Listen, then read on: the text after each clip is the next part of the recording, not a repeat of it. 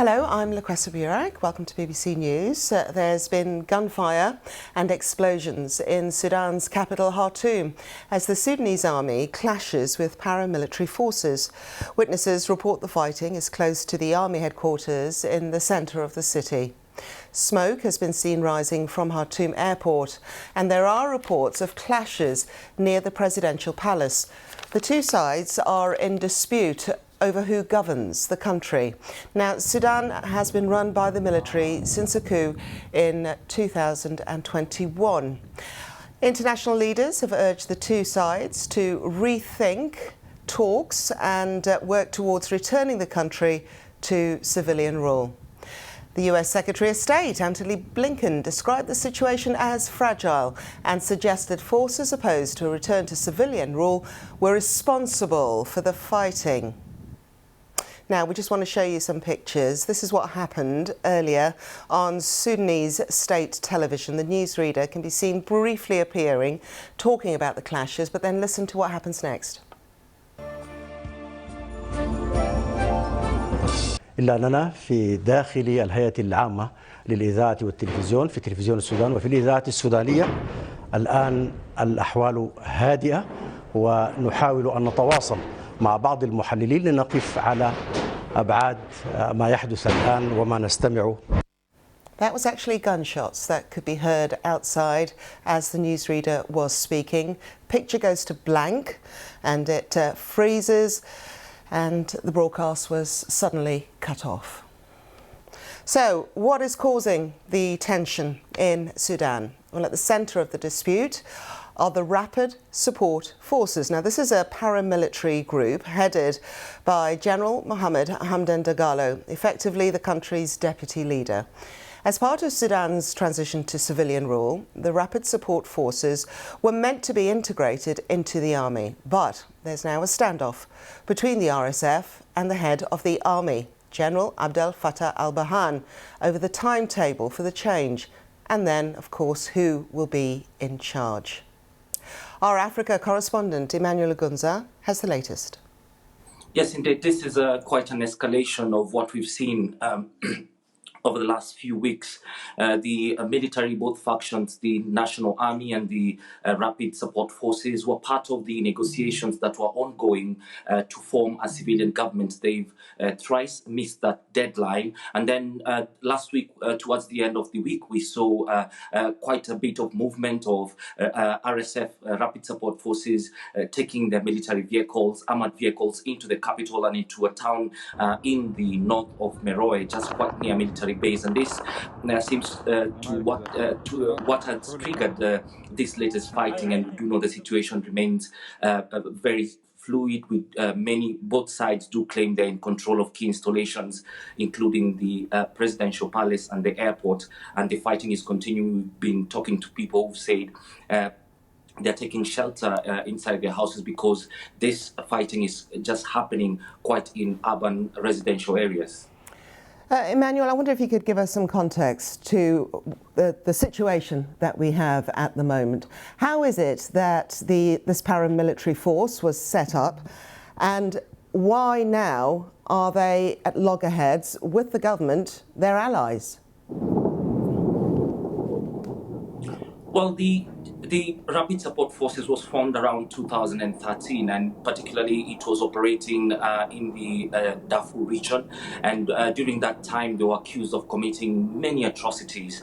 And then when the former president Omar al-Bashir was ousted, they did play a big part in terms of coming together with the National Army, led by the current leader of Sudan, Abdel Fattah al-Burhan, the general. And they have been in power in the transitional government that we saw that was being led by a civilian until October of 2021, when then the military took over. A military coup happened and the civilian government was toppled, and in effect the leader of the Rapid Support Forces has been the second in command in Sudan. So it is quite a powerful outfit. It is very feared by many people in Sudan, and part of the negotiations that have been going on and what we've seen in the demonstrations is that people simply want this unit to be disbanded, to be integrated into the army, and this is what we see now coming to a head the differences on whether how long it will take for them to be integrated into the army,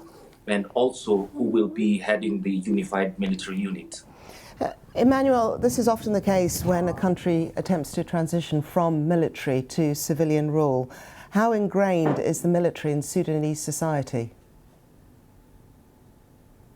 The military has been in charge for decades. We did see even through the years just before President Omar al-Bashir came into power, he toppled a military ruler, and then himself he was in the military. So the military has been very entrenched in the politics, in the running of the affairs of Sudan. And this is particularly why we are seeing the protests, almost weekly protests going on in Sudan, because the people say they are really tired of the military being in power.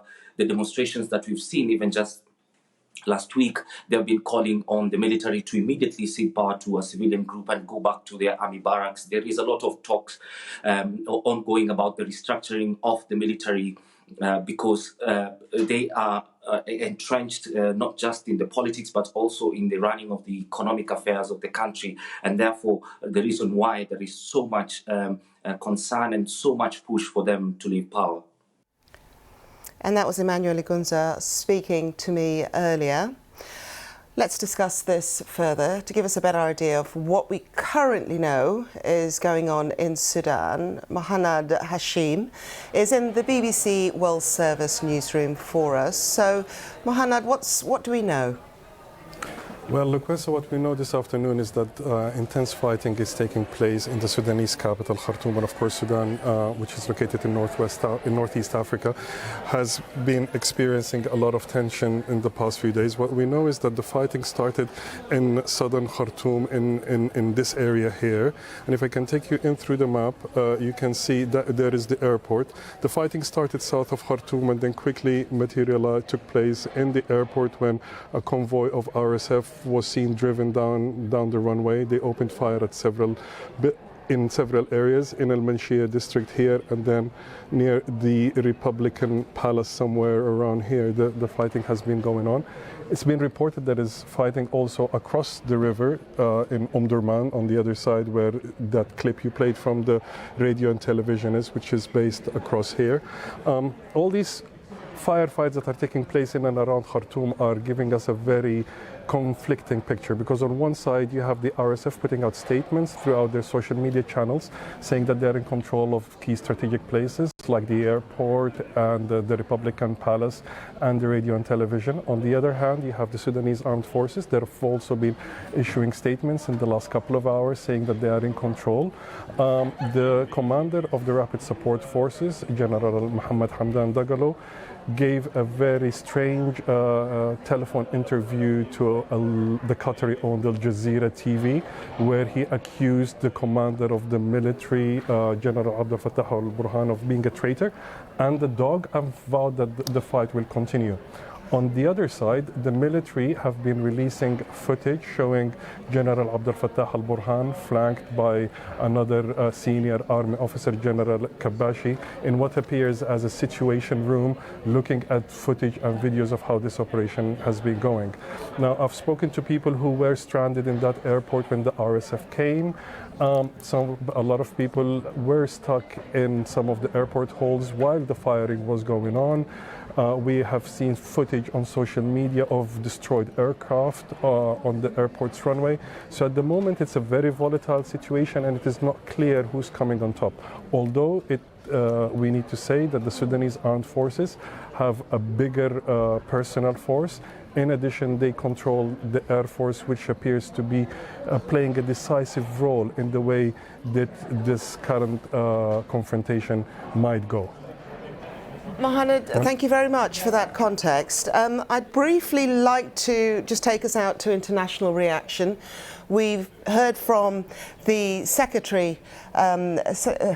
Secretary of State, Antony Blinken. He's made some comments on this. I wonder if you could just tell us how important it is for the international community, how it's regarded for them to voice their upset at what is taking place when we consider the regional security and the instability regionally that this could result in. Well, I don't think that there are two minds within the international community. Is right now Sudan is in the worst case scenario situation.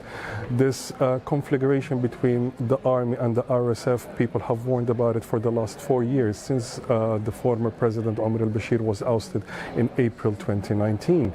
However, it appeared that for some time General Abdel Fattah al-Burhan was trying to maintain the peace between the armed forces and the RSF. But at the moment, with all trust broken down, I've heard from some of my sources in Khartoum that both generals have their telephones off, suggesting that these generals do not want to be engaging with the regional or the international community. However, if the United States and Secretary Blinken has spoken to General Abdel Fattah al-Burhan earlier on this week, and the general gave him his reassurances that they wouldn't go down the confrontation route, and now we are there. So both generals have been making promises, and they both have reneged on their promises several times. As far as people in the street in Khartoum itself are seeing it, many people are sitting this down. They want to see what happens at the end of the day. For them, there is complete opposition to any military rule again. Okay. Mohamed, thank you very much. Mohamed Hashim there of the BBC Africa Service. Thank you.